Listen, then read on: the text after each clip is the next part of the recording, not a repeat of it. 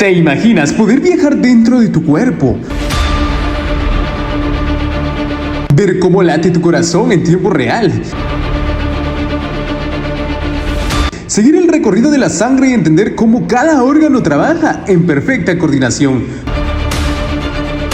Pues eso es fascinante. Y es que muchas veces vemos la anatomía como algo lleno de nombres difíciles, pero cuando realmente la entendemos nos damos cuenta de que todo tiene lógica, todo está conectado y nada está puesto al azar. Hoy quiero que lo veamos de una forma diferente, como si estuviéramos explorando el cuerpo desde adentro. Vamos a empezar por el corazón, seguir por sus conexiones vasculares, entender cómo se organiza la inervación del tronco y terminar recorriendo el sistema gastrointestinal, viendo cómo cada estructura cumple una función clave. Mi nombre es Kevin Grave y hoy quiero que nos adentremos a la anatomía del cuerpo humano. Así que acompáñame porque hoy no solo vamos a estudiar anatomía, vamos a vivirla. Así que sean todos bienvenidos a este espacio de podcast con Kevin Grave. Dar inicio a la semana número 8, el corazón y sus envolturas. Empecemos por la embriología del corazón. Cuando hablo de la embriología del corazón, lo primero que tengo claro es que este es uno de los primeros órganos en formarse y en comenzar a funcionar dentro del desarrollo embrionario. Según lo describe Moore y también el maestro Rouvier, el corazón empieza a desarrollarse aproximadamente en la tercera semana a partir del mesodermo esplácnico. Es importante mencionar ello específicamente en la región cardiogénica. Yo lo entiendo como un proceso progresivo donde inicialmente se forman dos tubos endocardios que luego se fusionan en la línea media para dar origen al tubo cardíaco primitivo. Este tubo no es estático, sino que sufre una serie de cambios morfológicos muy importantes. Uno de los eventos clave es el plegamiento del looping cardíaco, donde el tubo se curva hacia la derecha, lo cual es fundamental para establecer la disposición anatómica definitiva de las cavidades.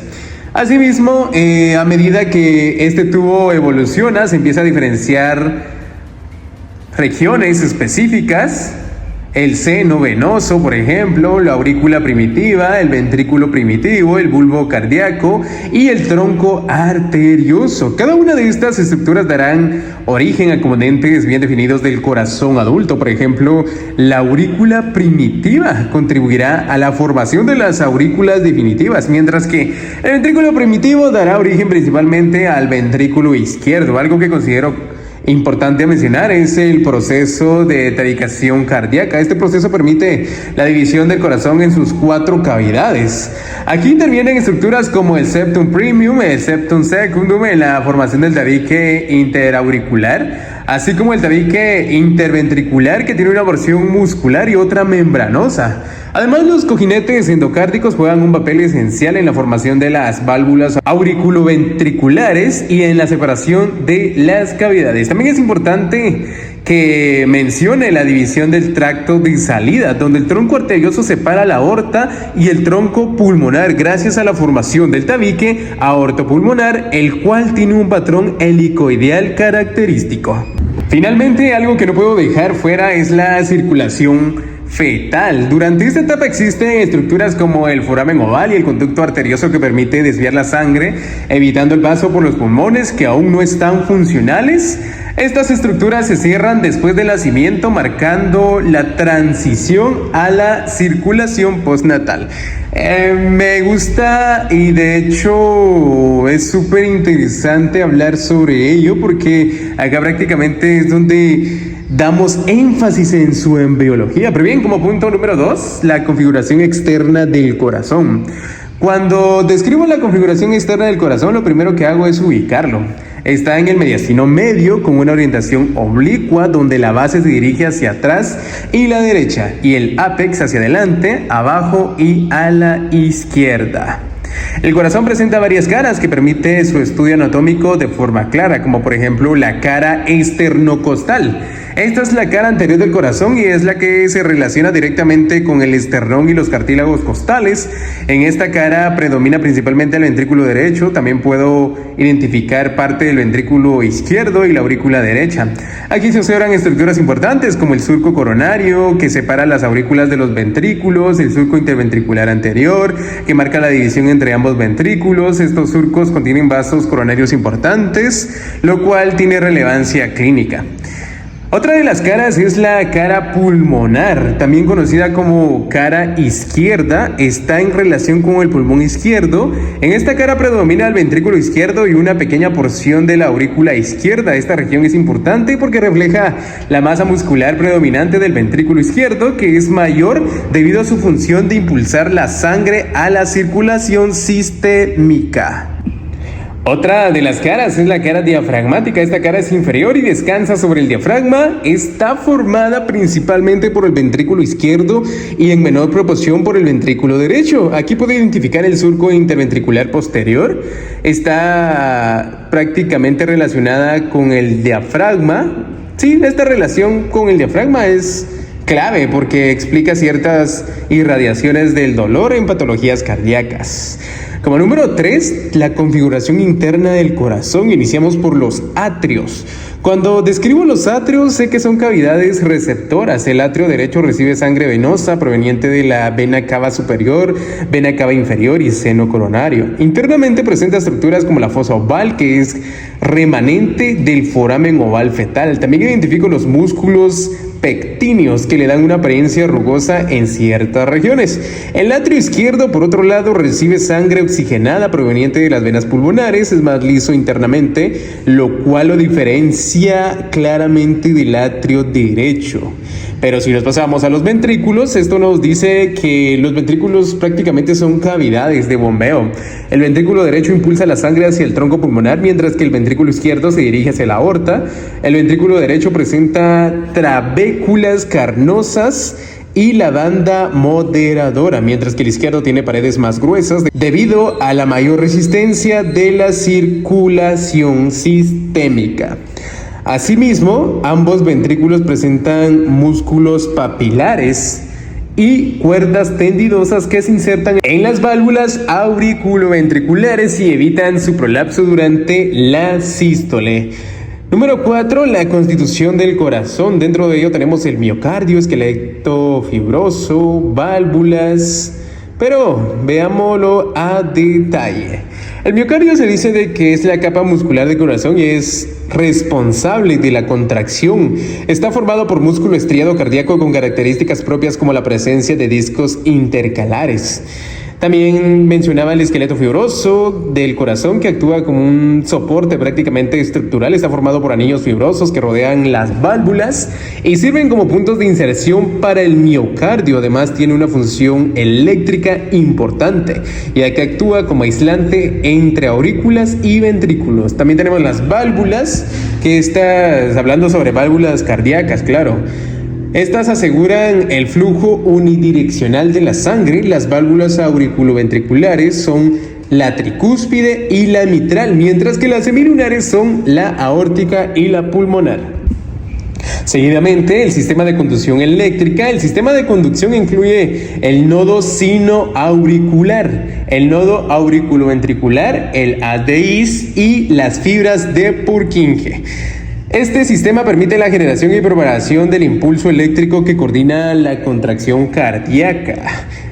Y bueno, pasándonos también, después del miocardio encontramos el pericardio. El pericardio es la envoltura del corazón y dentro de ello se clasifican fibroso, seroso, para hacer énfasis en ello. Pero el pericardio es prácticamente la envoltura del corazón, como bien mencionaba. Si hablamos sobre lo fibroso, es la capa externa resistente que fija el corazón en el mediastino. Y si hablamos de seroso, se define en la hoja parietal y visceral, es decir, epicardio. Entre ambas existe la cavidad pericardíaca o pericárdica, ¿verdad? Con el líquido que reduce la fricción. Y como último punto tenemos el endocardio, que el endocardio es la capa interna que recubre las cavidades cardíacas. Está formado por endotelio y tejido conectivo subyacente. Es importante porque participa en la formación de válvulas y en la hemodinámica interna del corazón. Bien, entonces continuando, semana número 9, anatomía cardiovascular. Ojito en esto. Iniciamos con el origen de los troncos arteriales. Cuando hablo del origen de los troncos arteriales, lo conecto directamente con el desarrollo embrionario del sistema arterial. A partir del tronco arterioso primitivo y el saco aórtico se originan los grandes vasos. Los arcos aórticos embrionarios, que son 6 pares, van sufriendo modificaciones hasta dar lugar a estructuras definitivas. Yo lo entiendo de esta manera. Como el tercer aórtico contribuye a las arterias carótidas, el cuarto participa en la formación del arco de la aorta, es decir, lado izquierdo, y la subclavia derecha, lado derecho. Y el sexto arco está relacionado con las arterias pulmonares y el conducto arterioso. Esto es clave porque explica muchas variaciones anatómicas y también algunas patológicas congénitas. También es importante mencionar el tronco pulmonar. El tronco pulmonar es el vaso que se origina del ventrículo derecho y lleva sangre desoxigenada hacia los pulmones. Es corto pero muy importante, eso sí. También que se dirige hacia arriba, atrás y a la izquierda, y rápidamente se divide en las arterias pulmonares derecha e izquierda. También encontramos el ductus y ligamento arterioso. Durante la vida fetal existe el conducto arterioso que conecta el tronco pulmonar con la aorta. Esto permite que la sangre evite los pulmones que aún no están funcionando. Después del nacimiento, este conducto se cierra y se convierte en el ligamento arterioso. Este cambio es fundamental para establecer la circulación normal. Bien, ahora hablando sobre la arteria aorta, es la arteria principal del cuerpo. Sale del ventrículo izquierdo y distribuye sangre oxigenada a todo el organismo.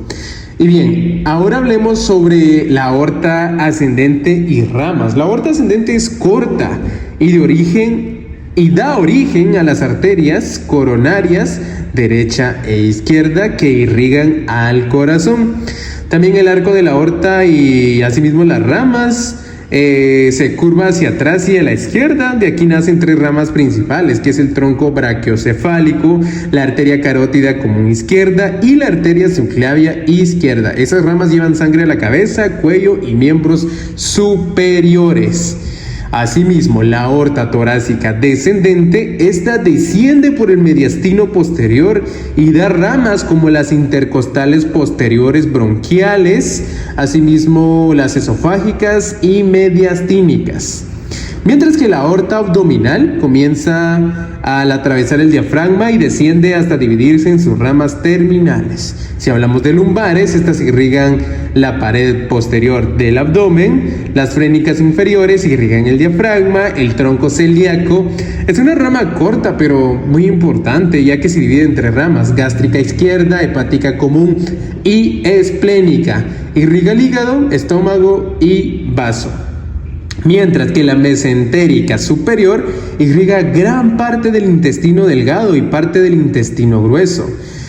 Y las suprarrenales medias irrigan las glándulas suprarrenales. Y si hablamos sobre renales, estas irrigan los riñones. Y las gonadales irrigan testículos u ovarios. Y la mesentérica inferior irriga la porción distal del intestino grueso.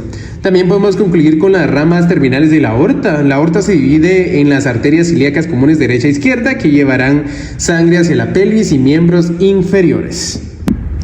Bien, continuando entonces, dentro de estos sistemas hablemos del venoso y sus componentes. Como primer punto, el sistema cava superior. Esta recoge la sangre de la parte superior del cuerpo y la lleva al atrio derecho. Y dentro de ello, el sistema ácigos es un sistema venoso importante que drena la pared torácica y conecta con la vena cava superior. Incluye la vena ácigos, semiácigos y hemiácigos accesoria. Y si hablamos sobre sistema cava inferior, recoge sangre de abdomen. pelvis y miembros inferiores. La vena cava inferior es el principal vaso de retorno venoso inferior. Y si hablamos sobre el sistema porta, este sistema es especial porque lleva sangre desde los órganos digestivos hasta el hígado. La vena porta se forma por la unión de la vena mesentérica superior y la esplénica. Esto permite que el hígado procese sustancias antes de que la sangre regrese a la circulación general.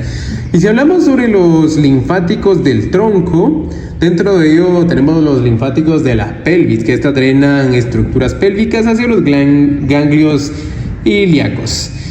Los linfáticos del abdomen incluyen los ganglios mesentéricos y drenan el intestino. Los linfáticos mesentéricos son fundamentales para la respuesta inmunológica intestinal. Los linfáticos del tórax drenan pulmones, corazón y estructuras torácicas. Los troncos colectores. También tenemos los supradiafragmáticos, que estas drenan estructuras por encima del diafragma. Los infradiafragmáticos, estos drenan estructuras abdominales. Pero bien, como último punto, el ducto torácico. El ducto torácico es el principal vaso linfático que recoge linfa de gran parte del cuerpo y la desemboca en la unión de la vena subclavia izquierda con la yugular interna. Para mí entender este sistema es importante, es fundamental, porque siento que conecta anatomía como función inmunológica y con la diseminación de enfermedades. Bien, entonces continuando, nos pasamos a la semana número 10. Acá hablaremos sobre la inervación del tronco e introducción al abdomen. La inervación del tronco, dentro de ello encontramos la formación del nervio espinal. Cuando explico la formación del nervio espinal, lo veo como la unión de dos raíces fundamentales. La raíz anterior-motora y la raíz posterior-sensitiva. La raíz posterior presenta el ganglio espinal, donde se encuentran los cuerpos neuronales sensitivos. Al unirse ambas raíces se forma el nervio espinal mixto, que rápidamente se divide en ramos. El ramo anterior, que es la más importante para el tronco, y el ramo posterior, que inerva la musculatura profunda de la espalda.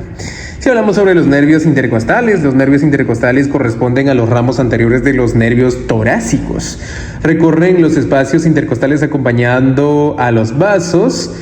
Yo los entiendo como nervios que cumplen doble función, tanto motora, inervando músculos intercostales, y sensitiva, llevando información de la piel del tórax y parte del abdomen. Además, porque participan en la intervención de la pared abdominal superior, lo cual es clave si lo hablamos clínicamente. Pero bien, entonces si nos pasamos al plexo lumbar, el plexo lumbar se forma a partir de los ramos anteriores, como la L1 a la L4. De aquí salen nervios importantes como el nervio femoral y el nervio obturador. También el nervio iliohipogástrico e ilioinguinal, que son clave para la sensibilidad de la pared abdominal. Dentro de ello también el plexo sacro. El plexo sacro se forma principalmente por la L4 a S4, es el responsable de la inervación de la pelvis y miembros inferiores. Aquí se origina el nervio ciático, es el más grande del cuerpo. Y si hablamos sobre el plexo pudendo, el nervio pudendo nace de S2 a S4, que es fundamental para la inervación del periné. Tiene funciones motoras y sensitivas, incluyendo el control de esfínteres, lo cual lo hace clínicamente muy relevante. Si hablamos sobre los plexos autonómicos, dentro de ello el nervio vago es el principal componente parasimpático del tronco por encima del abdomen, inerva el corazón, pulmones y gran parte del tracto digestivo. Y si hablamos del parasimpático pélvico, proviene de S2 a S4 y se encarga de la inervación parasimpática de las vísceras pélvicas. Mientras que el tronco simpático es una cadena de ganglios que corre a lo largo de la columna vertebral, se encarga de respuestas como vasoconstricción y aumento de frecuencia cardíaca. Y si hablamos sobre los plexos autonómicos, incluyen redes nerviosas alrededor de vasos importantes como el plexo celíaco y mesentérico, que regulan la función visceral. Dentro de ello también la pared abdominal. Si hablamos sobre la pared abdominal, podemos dividirlo en esqueleto, tanto vértebras lumbares. Cuando hablo del soporte del abdomen, incluyo las vértebras lumbares que brindan estabilidad estructural y protección. Y como otro punto, los límites del abdomen. El abdomen está limitado superiormente por el diafragma, inferiormente por la pelvis, anteriormente por la pared abdominal y posteriormente por la columna y músculos posteriores. Si lo hablamos desde la anatomía de superficie, por cuadrantes, dividido el abdomen en 4 cuadrantes para facilitar la exploración clínica. En este caso, si lo relaciono con regiones topográficas, también lo puedo dividir en 9 regiones, lo cual da mayor precisión anatómica y para hacer énfasis en ello prácticamente. Si le hablo también de capas de la pared abdominal, la piel, de la piel puedo decirte que es la capa más superficial. La fascia de Camper es la capa grasa, es la capa grasa superficial también. La fascia de Scarpa es más profunda y membranosa. Y los músculos anterolaterales, incluye el oblicuo externo, el oblicuo interno y transverso del abdomen.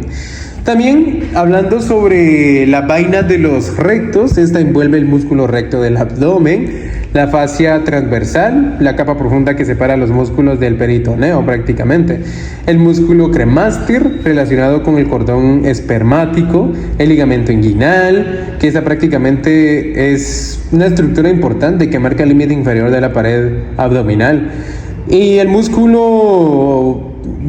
músculos posteriores incluyen psoas mayor, cuadrado lumbar también. Y si lo relacionamos también con la fascia toracolumbar, en este caso, esta envuelve estos músculos y proporciona soporte. La cavidad peritoneal, el peritoneo. Si hablamos del peritoneo, esta es una membrana serosa que recubre la cavidad abdominal. La cavidad peritoneal es el espacio potencial con líquido que reduce fricción. Y el peritoneo parietal, en este caso, recubre la pared abdominal. El peritoneo visceral recubre los órganos. Y prácticamente esto es lo que engloba mayor información y mayor relevancia. Al menos en lo personal se me hace súper interesante. Pero si nos pasamos a los repliegues, esta nos dice que forma prácticamente estructuras como estructuras mesenterios y epiplones en este caso. Y por último, me gustaría hacer énfasis en la división de la cavidad peritoneal. Se divide en saco mayor y saco menor, lo cual tiene importancia quirúrgica en este caso. Para mí todo esto es importante y hacer énfasis porque conecta estructura, función e incluso práctica clínica en exploración abdominal y cirugía. Por ejemplo, en exploración abdominal, lo que mencionábamos, las regiones, los cuadrantes, los órganos que se encuentran dentro de cada región, de cada cuadrante, entonces es importante hacer énfasis en ello. Y por último, como semana número 11 en la anatomía gastrointestinal, empecemos con una de las estructuras importantes. Más allá de su importancia, una de las estructuras más conocidas o una de las más mencionadas si hablamos gastrointestinalmente. Bueno, aunque ciertamente son demasiadas y todas las estructuras son importantes, claro, pero empecemos con el esófago. Con la configuración externa. Cuando explico el esófago, lo describo como un tubo muscular que conecta la faringe con el estómago. Mide aproximadamente 25 centímetros y presenta un trayecto que desciende por el cuello, el tórax y finalmente atraviesa el diafragma para llegar al abdomen. Tiene estrechamientos fisiológicos que yo siempre tengo presentes en este caso, que es conocido como el cervical, el broncoaórtico y el diafragmático, porque son puntos importantes, clave para tanto anatómicos como clínicos en este caso. Y hablando sobre su configuración interna de la mucosa, internamente la mucosa del esófago es de epitelio plano estratificado no queratinizado, adaptado para resistir el paso del bolo alimenticio. También identifico pliegues longitudinales que permiten la distensión. Y si hablamos sobre la constitución de la pared está formada por mucosa, submucosa, muscular y adventista. Entonces es de suma importancia hacer énfasis en ello. Algo importante es que su musculatura cambia. El tercio superior del músculo estriado, el medio es mixto y el músculo inferior es liso.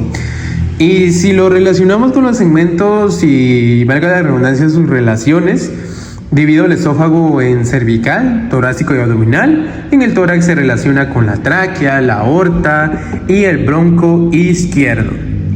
Y hablando sobre su irrigación, drenaje e inervación. La irrigación proviene de las arterias tiroideas inferiores aorta y gástrica izquierda, el drenaje venoso. En este caso es importante porque conecta con sistemas cava y porta. La inervación depende del nervio vago y del sistema simpático. Bien, ahora dejando el esófago atrás, hablemos sobre el estómago. Por su configuración, el estómago es una dilatación del tubo digestivo con forma de J. Presenta dos curvaturas, una mayor y una menor. Identifico sus regiones: cardias, fondo, cuerpo y píloro. Si hablamos sobre su configuración interna de la mucosa, en este caso, la mucosa presenta pliegues llamados rugas que permiten expansión. También contiene glándulas gástricas responsables de la secreción. Y sobre su pared, la constitución, la capa muscular es característica porque tiene tres capas: oblicua, circular y longitudinal. De hecho, esto se me hizo súper interesante porque lo visualizamos en una endoscopía en práctica de laboratorio y ahí se veía claramente este tipo de características, las capas, y exactamente la longitudinal. Sí, se me hizo interesante. Y bueno, ya que siguiendo con el tema, esto facilita la mezcla del contenido gástrico. Si hablando sobre la constitución de la pared, claro. Si nos pasamos a los segmentos y las relaciones, se relaciona con el hígado, vaso, páncreas y colo transverso. Si hablamos sobre su irrigación, drenaje e inervación, irrigado por ramas del tronco celíaco, drenaje hacia sistema porta, inervación por vago, en este caso parasimpático y simpático. Ahora bien, dejando el esófago y dejando también el estómago atrás, hablemos sobre el duodeno. Su configuración externa tiene forma de C y rodea la cabeza del páncreas. Se divide en 4 porciones. La configuración interna de la mucosa presenta pliegues circulares y la papila duodenal mayor, donde desemboca conductos biliares y pancreáticos. La constitución de la pared es similar al resto del tubo digestivo, pero con glándulas de Brunner en la submucosa. Haciendo énfasis en las 4 partes que mencionaba, 4 porciones del duodeno, tengo el superior, o sea, el bulbo, el descendente, horizontal, inferior y el inferior, que prácticamente es el ascendente. Y siguiendo los segmentos y la relación, está estrechamente relacionada con el páncreas, hígado y vasos importantes que mencionábamos anteriormente. La irrigación, drenaje e inervación, irrigado por ramas del tronco celíaco y mesentérica superior. Y si hablamos sobre el yeyuno, la configuración externa son asas móviles del intestino delgado. El yeyuno tiene paredes más gruesas que el ilion. Sobre su configuración interna, hablando de la mucosa, presenta vellosidades y pliegues circulares. En el ilion hay placas de Peyer. La constitución de la pared, capas típicas del tubo digestivo. Dentro de ello también los segmentos y relaciones se encuentran suspendidos por el mesenterio. Si hablamos sobre su irrigación, drenaje e inervación, irrigados por la arteria mesentérica superior. Y si nos pasamos al colon, la configuración externa se caracteriza por austras, tenias y apéndices epiploicos. Se dividen en ascendente, transverso, ascendente y sigmoide. Su configuración interna de la mucosa no presenta vellosidades, pero sí abundantes células calciformes. Su constitución de la constitución de la pared, capas similares como predominio de la capa muscular longitudinal en ténias, y sus segmentos y relación. Cada segmento tiene relaciones específicas con órganos vecinos, en este caso que era lo que mencionábamos de los cuadrantes y las regiones qué órganos se encuentran dentro de ella, para relacionarlas correctamente. Y por último, la irrigación, drenaje e inervación. La irrigación por mesentérica superior e inferior, el drenaje venoso al sistema porta, la inervación autónoma, simpático y parasimpático. Para mí es importante mencionar todo esto acerca del tema gastrointestinal, ya que es importante no solo como estructura, sino su función, la digestión, su correlación, cómo se relaciona tanto para términos en el ámbito médico práctico y cómo lo vemos nosotros desde lo teórico.